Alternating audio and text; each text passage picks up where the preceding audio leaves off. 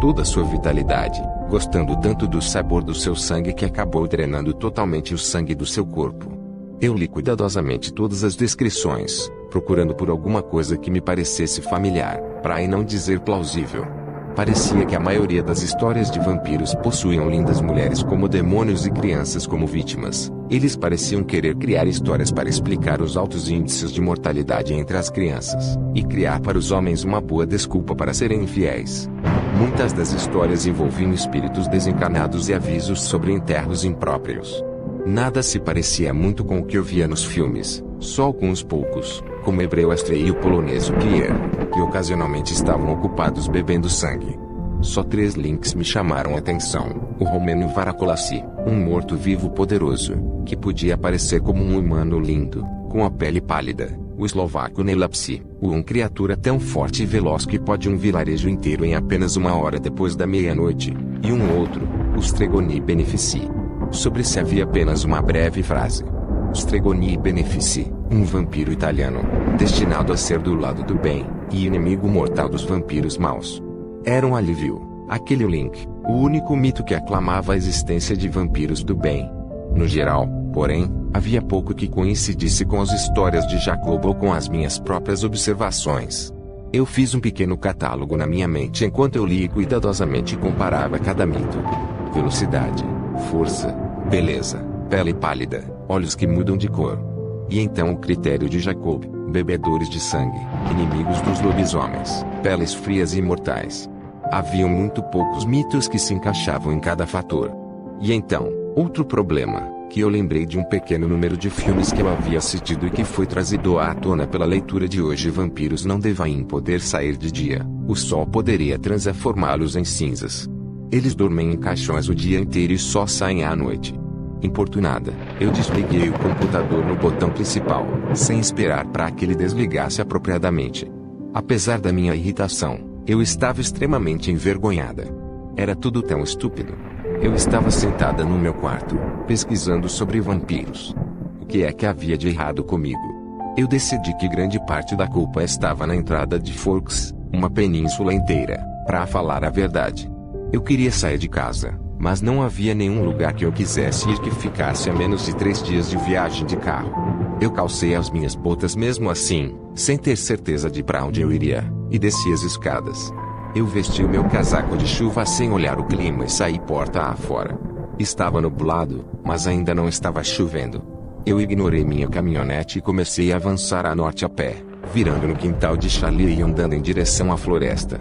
Não demorou muito até que eu já estivesse longe o suficiente da casa para não ver mais a estrada, para que o único som audível fosse o som dos meus passos na terra e as gotas de orvalho que caíam das copas. Havia um leve rastro de trilhas que guiava o caminho para dentro da floresta; de outra forma eu jamais me arriscaria a ir lá sozinha daquele jeito. Meu senso de direção era desastroso, eu podia me perder em lugares muito mais seguros. A trilha continuava mais e mais funda dentro da floresta, mais longe do que eu podia dizer. Ela passava pelas árvores ordenadas e pelas cicutas, pelas madeiras de teixos e pelos arbustos. Eu só conhecia vagamente as árvores ao meu redor, e o que eu sabia era só de ver Charlie apontando elas para mim da viatura anos atrás. Muitas delas eu não conhecia, outras delas eu não tinha como ver porque elas estavam completamente cobertas de parasitas verdes. Eu segui na trilha tão longe quanto a minha raiva me levou. Quando ela começou a abrandar, eu diminui o ritmo. Algumas gotas caíram em mim da árvore sobre minha cabeça, mas eu não sabia dizer se era de uma chuva que estava começando ou do orvalho de ontem, que estava nas folhas, que agora estavam lentamente voltando para a terra. Uma árvore recentemente derrubada, eu sabia que era recente porque ela ainda não estava completamente coberta de musgos. Descansava sobre o tronco de outra das suas irmãs, criando um banquinho a apenas uns poucos passos da trilha. Eu passei pelos galhos e cuidadosamente, me certificando de que a minha jaqueta estava entre o assento sujo e as minhas roupas onde quer que elas tocassem, e inclinei minha cabeça protegida com o capuz contra a árvore ainda em pé. Esse foi o lugar errado para vir. Eu devia ter adivinhado, mas onde mais eu poderia ter ido? A floresta era de um verde escuro e se parecia demais com a cena do sonho de ontem para permitir à minha mente um pouco de paz. Agora que já não havia mais os sons de passos, o silêncio era penetrante. Os pássaros estavam quietos, também, e as gotas caíam com uma certa frequência, então devia ser a chuva. As samambaias ficavam mais altas que eu, agora que eu estava sentada, e eu sabia que alguém podia andar entre os troncos a 3 passos de distância e não me enxergar. Aqui entre as árvores era muito mais fácil acreditar nos absurdos que haviam me deixado envergonhada em casa. Nada mudou nesse floresta por milhares de anos, e todos os mitos e lendas de centenas de locais diferentes me pareciam muito mais possíveis aqui do que no meu quarto. Eu me forcei a focar nas 2 perguntas mais vitais que eu tinha que responder, mas eu fiz isso sem vontade. Primeiro, eu tinha que decidir se a história que Jacob me contou sobre os Cullen podia ser verdade. Imediatamente minha mente respondeu com um ressonante não. Era ridículo e mórbido pensar em tais coisas. Mas o que, então? Eu perguntei a mim mesma. Não havia nenhuma explicação razoável que explicasse como eu estava viva nesse momento. Eu escutei mais uma vez na minha cabeça as coisas que eu observei sozinho a incrível velocidade, a força, os olhos mudando de preto para dourado e preto de novo, a beleza inumana, a pele pálida, gelada. E mais pequenas coisas que se registraram lentamente como eles nunca comiam, a graça perturbadora com a qual se movimentavam. E o jeito como eles falavam com um sotaque pouco familiar e frases que se encaixaria melhor num romance da virada do século do que numa sala de aula do século XXI. Ele faltou à aula no dia em que faríamos o teste sanguíneo. Ele não disse que não iria para a praia até que eu disse para onde íamos. Ele parecia saber o que todos ao redor dele estavam pensando exceto eu. Ele havia me dito que o vilão, perigoso. Poderiam os Cullen ser vampiros? Bem, eles eram alguma coisa. Alguma coisa fora das possibilidades de justificações racionais estava acontecendo diante dos meus olhos incrédulos. Fossem os frios de Jacob ou as minhas teorias sobre super-heróis, Edward Cullen não era humano. Ele era algo mais. Então talvez. Essa seria a minha única resposta sobre o assunto no momento. E então a pergunta mais importante de todas. O que é que eu ia fazer se fosse verdade? Se Edward fosse vampiro, eu mal podia me forçar a pensar nas palavras. Então o que eu deveria fazer? Envolver outra pessoa estava absolutamente fora de questão. Nem eu mesma conseguia acreditar. Ninguém a quem eu contasse ia me dar bola. Só 2 opções pareciam práticas. A primeira era seguir o conselho dele, ser inteligente, evitá-lo tanto quanto fosse possível. Cancelar os nossos planos, e voltar a ignorá-lo o máximo que eu pudesse. Fingir que havia uma parede de vidro impenetrável nos separando na aula quando éramos forçados a ficar juntos. Dizer para ele me deixar em paz e falar sério dessa vez. Eu estava presa num repentino sentimento de agonia quando pensei nessa alternativa. Minha mente rejeitou a dor, rapidamente me levando à próxima opção. Eu não podia fazer nada de diferente. Afinal, se ele era algo sinistro, até agora ele não fez nada para me machucar. Na verdade, Tillet teria muito do que se arrepender se ele não tivesse agido tão rápido. Tão rápido, eu discuti comigo mesma, que pode ter sido simplesmente uma questão de reflexos. Mas se eram reflexos que salvavam vidas, não podia ser tão ruim. Eu considerei. Minha cabeça girava sobre eixos invisíveis. De uma coisa eu tinha certeza, se é que eu tinha certeza de alguma coisa. O Edward obscuro no meu sonho da noite passada foi só um reflexo meu medo das palavras de Jacob, e não de Edward. Mesmo assim, quando eu gritei aterrorizada por causa do ataque do lobisomem, não foi o medo do lobo que fez o não brotar dos meus lábios. Foi o medo que ele pudesse se machucar mesmo quando ele me chamou com os caninos expostos. Eu temi por ele. E eu sabia que aí estava a minha resposta. Eu não sabia nem se havia outra escolha, na verdade. Eu já estava envolvida demais. Agora que eu sabia, se eu sabia, eu não podia fazer nada sobre os meus segredos assustadores. Porque quando eu pensava nele, na voz dele, nos seus olhos hipnóticos, a força magnética de sua personalidade, eu não queria nada além de estar com ele agora mesmo. Mesmo se eu não conseguia pensar nisso agora. Não aqui, na floresta escura. Não quando a chuva fazia tudo escurecer como o crepúsculo sobre as copas das árvores e pareciam compassos no chão de terra.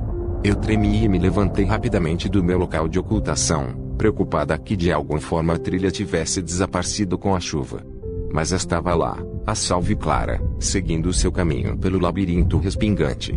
Eu a segui apressadamente, meu capuz próximo do meu rosto, me surpreendendo, quando quase me batia nas árvores, com quanto havia ido longe. Eu comecei a imaginar se eu realmente estava saindo de lá, ou me embrenhando ainda mais nos confins da floresta. antes que eu tivesse um ataque de pânico. Porém, eu comecei a reparar em alguns espaços entre as teias de galhos. E então eu vi um carro passando na rua, e eu estava livre. A grama de Charlie se estendia na minha frente, a casa de recebendo, prometendo calor e meias secas. Era só meio-dia quando eu entrei. Eu subi e me vesti para o resto do dia, jeans e uma camiseta, já que eu ia ficar em casa. Eu não tive que me esforçar muito para me concentrar na tarefa do dia, um trabalho sobre Macbeth que era para ser entregue na quarta-feira. Eu me concentrei no perfil do duro projeto contentemente, mais serena do que eu me sentia desde a última quinta-feira. Para ser honesta, esse sempre foi meu jeito. De qualquer forma, tomar decisões era a parte difícil para mim, isso eu tinha que reconhecer. Mas uma vez que a decisão estivesse tomada, eu simplesmente fazia o que tinha que ser feito, geralmente aliviada por ter tomado uma decisão. Às vezes o alívio era corrompido pelo desespero, como a minha decisão de vir para a Forks. Mas isso era melhor do que degladiar com as alternativas. Essa era uma decisão ridiculamente fácil de aceitar. Perigosamente fácil. Então o dia estava quieto, produtivo e eu terminei o meu trabalho antes das 8. Charlie chegou com uma bela captura, e eu fiz um lembrete mental para comprar um livro de receitas para peixes quando eu fosse para Seattle na semana que vem. Os calafrios que percorriam a minha espinha toda vez do que eu pensava nessa viagem não eram diferentes dos que eu tinha antes da história de Jacob Black. Eles deveriam ser diferentes, eu pensei. Eu devia ter medo, eu sabia que devia, mas eu não conseguia sentir o tipo certo de medo. Eu não sonhei naquela noite, exausta por ter começado meu dia tão cedo, e ter dormido tão mal durante a noite. Eu acordei, pela segunda vez desde que eu cheguei em Forks, com o brilho amarelo de um dia de sol. Eu fui olhar pela janela, aturdida por ver que mal havia uma nuvem no céu, e aquelas que haviam eram só pedacinhos macios de algodão que não poderiam estar carregando chuva alguma. Eu abri a janela, surpresa por ela ter aberto tão facilmente, sem emperrar, mesmo sem ter sido aberta em todos esses anos, e suguei o ar relativamente seco. Estava quase quente e quase não ventava. Meu sangue pulsava elétrico nas veias. Charlie estava terminando o café da manhã quando eu desci, e ele percebeu meu humor imediatamente. Belo dia lá fora. Ele comentou. Sim, eu concordei com um sorriso. Ele sorriu de volta, seus olhos castanhos se enverrugando nos cantos. Quando Charlie sorria era mais fácil perceber porque minha mãe havia aceitado se casar tão rápido. Grande parte daquele jovem romântico havia desaparecido antes que eu tivesse nascido, como o cabelo castanho e cacheado mesma cor, se não textura dos meus tinham sumido, lentamente revelando mais e mais a pele brilhante da testa dele. Mas quando ele sorria, eu podia ver um pouco do homem que fugiu com Renée quando ela não era nem 2 anos mais velha do que eu sou agora. Eu tomei meu café da manhã alegremente, observando as partículas de poeira que apareciam por causa da luz do sol que entrava pela janela de trás. Charlie deu adeus, e eu ouvia viaturas se afastar de casa. Eu hesitei na porta de casa, a mão na minha jaqueta. Deixá-la em casa era tentador. Com um suspiro, eu a embrulhei no braço e saí para a luz brilhante que eu já não via há meses. A custo de cotovelos melados de graxa, eu consegui abrir as 2 janelas da minha caminhonete quase completamente. Eu fui uma das primeiras a chegar na escola e eu nem tinha olhado para o relógio na minha pressa de sair. Eu estacionei e me dirigi para os bancos de piquenique raramente utilizados, no lado sul da cafeteria. Os bancos ainda estavam um pouco sujos, então eu sentei na minha jaqueta, feliz por dar um uso a ela. Meu dever de casa já estava terminado, resultado de uma vida social desgraçada, mas haviam alguns problemas de trigonometria que eu não sabia se estavam certos. Eu peguei meu livro cheio de vontade de trabalhar, mas na metade do primeiro problema eu já estava sonhando acordada, olhando a luz do sol brincar com as árvores e suas casacas vermelhas. Eu olhava desatentamente para as margens do meu dever de casa. Depois de alguns minutos, eu me dei conta de que havia desenhado 5 pares de olhos pretos me olhando pela página. Eu os apaguei com uma borracha. Bela. Eu ouvi alguém chamar, e parecia ser Mickey. Eu olhei em volta para me dar conta de que a escola já estava cheia enquanto eu estava sentado aqui, ausente. Todo mundo estava usando camisetas, alguns até de shorts, apesar de a temperatura não estar acima dos 18 graus. Mickey estava vindo na minha direção vestindo bermudas caqui e uma camisa de rugby listrada, acenando. Ei, Mickey, eu cumprimentei, acenando de volta, incapaz de ser pouco receptiva numa manhã como essa. Ele veio se sentar ao meu lado. Os seus cabelos arrepiados tinham uma brilhante cor dourada no sol, um sorriso rasgando seu rosto. Ele estava tão contente em me ver que eu não pude deixar de me sentir gratificada. Eu não tinha reparado antes, o seu cabelo é um pouco ruivo, ele comentou, pegando entre os dedos uma mecha que estava flutuando com a brisa suave. Só no sol. Eu fiquei um pouco desconfortável quando ele colocou a mecha atrás da minha orelha. Belo dia, não é? Meu tipo de dia, eu concordei. O que você fez ontem? O tom dele era provavelmente muito autoritário. Eu trabalhei no meu projeto. Eu não mencionei que já havia acabado, não havia necessidade de parecer presumida. Ele bateu na testa com a mão. Oh, é pra quinta-feira, não é? Quarta, eu acho quarta. Ele fez uma careta. Isso não é bom. O que você está escrevendo no seu? Se o tratamento de Shakespeare para com as mulheres era misógino. Ele me encarou como se eu tivesse falado em latim. Eu acho que terei que trabalhar nisso hoje à noite, ele disse, vazio. Eu ia te perguntar se você queria sair. Oh, eu fui pega fora de guarda.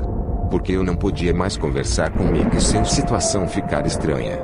Bom, nós podíamos sair para jantar ou alguma coisa assim, e eu podia trabalhar nisso depois. Ele sorriu para mim esperançosamente. Mickey, eu odiava ser colocada contra a parede. Eu acho que não é a melhor ideia.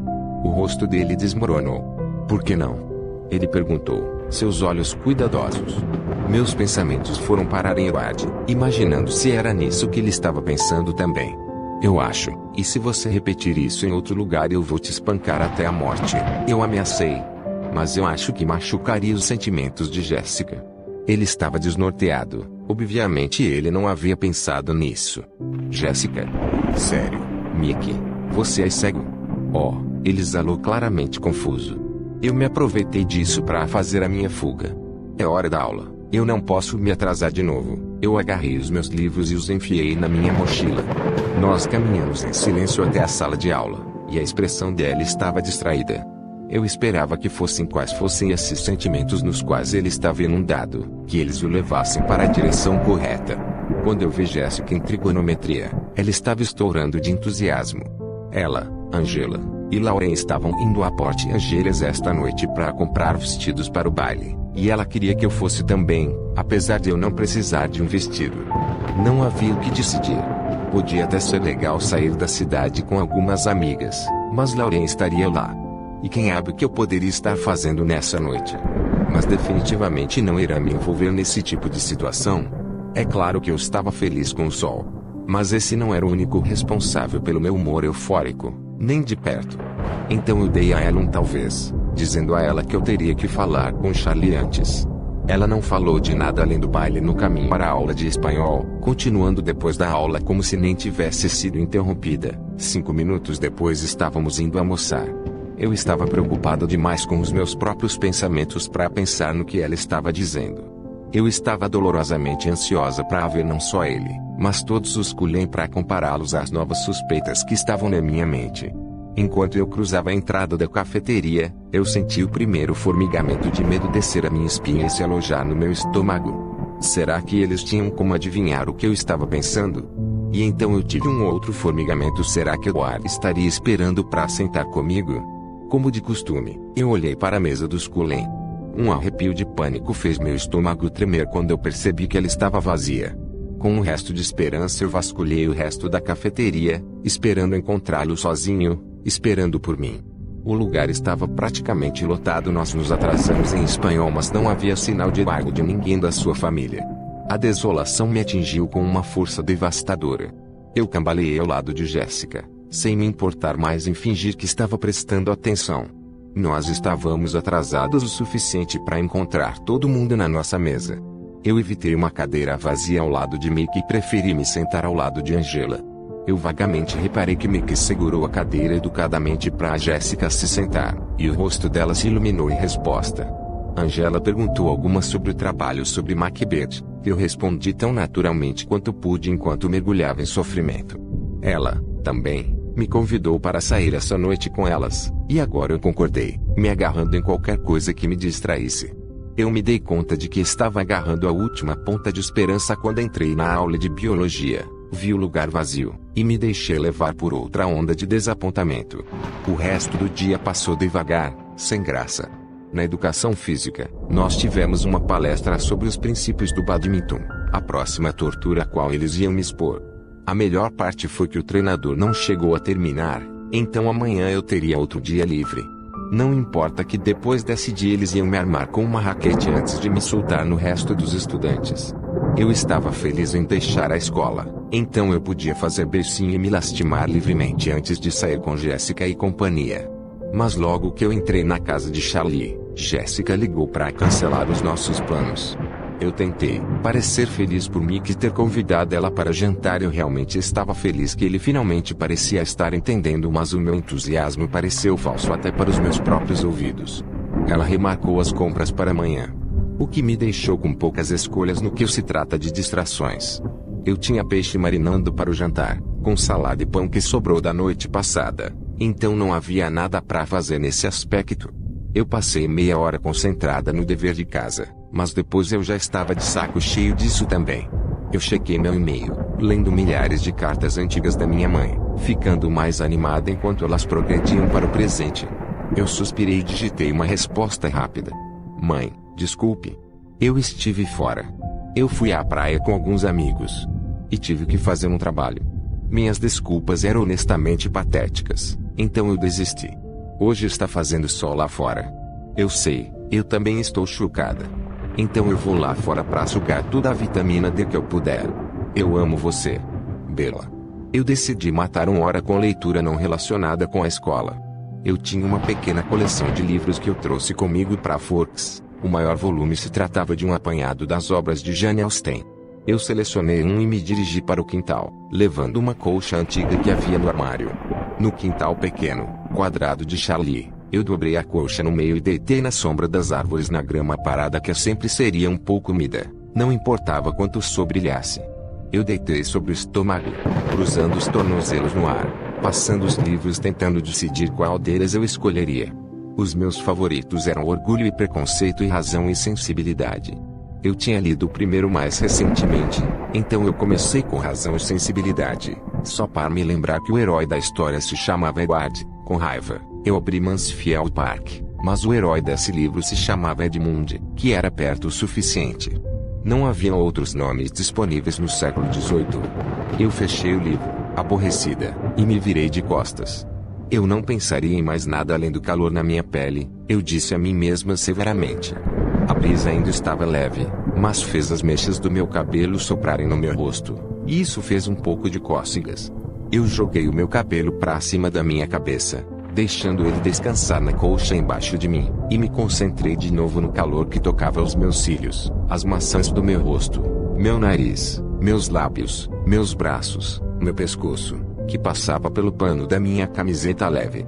A próxima coisa da qual eu tive consciência foi do som da viatura de Charlie, virando nos tijolos da entrada. Eu sentei surpresa, me dando conta de que a luz havia ido embora, por trás das árvores, e que eu tinha pego no sono. Eu olhei ao redor, confusa, com o sentimento de que eu não estava mais sozinha. Charlie?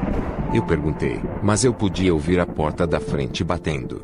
Eu levantei rápido, tolamente atordoada, juntando a concha suja e os meus livros. Eu corri para dentro para colocar óleo para ferver na frigideira, percebendo que o jantar ia atrasar. Charlie estava pendurando o seu cinturão e tirando as botas quando eu entrei. Desculpa, pai, o jantar ainda não está pronto. Eu peguei no sono lá fora, eu reprimi um bocejo. Não se preocupe, ele disse. Eu queria saber o placar do jogo, mesmo. Eu assisti TV com Charlie depois do jantar para ter alguma coisa para fazer. Não havia nada interessante para assistir, mas ele sabia que eu não gostava de beisebol, então ele colocou num canal bobo que nenhum de nós gostava. Apesar disso, ele pareceu feliz, por estarmos fazendo alguma coisa juntos. E foi bom, a despeito da minha depressão, deixá-lo feliz.